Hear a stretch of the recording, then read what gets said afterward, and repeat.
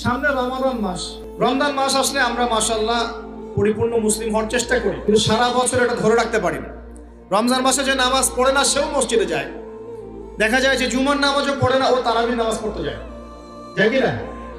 রমজান মাস আসলে আমরা মাশাআল্লাহ রোজা রাখি, মানুষকে ইফতার করাই, দান সদকা করি, আমরা যাকাত দেই, তারাবি পড়ি, কোরআন তেলাওয়াত করি, আমরা মাশাআল্লাহ অনেক আমল করি। এই আমলগুলো কি একবারে ধাপাস করে ধরে ফেলা সম্ভব? আস্তে আস্তে ট্রেনিং প্রসেস লাগে।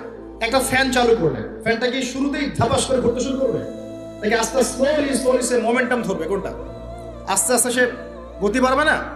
ঠিক শাবান মাসে এত বেশি রোজা রাখা, ইবাদত করার অর্থ কি? যেহেতু রমজান মাসে আপনি পরিপূর্ণ ইবাদত করতে পারেন। রমজানে গিয়ে তো শুরুতেই সব ইবাদত ধরে ফেলা সম্ভব হবে না। মনে করেন আগামীকাল পহেলা রমাজান, আজকে থেকে আপনি সব ইবাদত একসাথে করতে পারবেন? তখন কি আপনি বেগ পেতে হবে। কিন্তু একটা মাস আগে থেকে যদি ট্রেনিং নেন, ইনশাআল্লাহ রমজান মাসে ইজি হয়ে যাবে।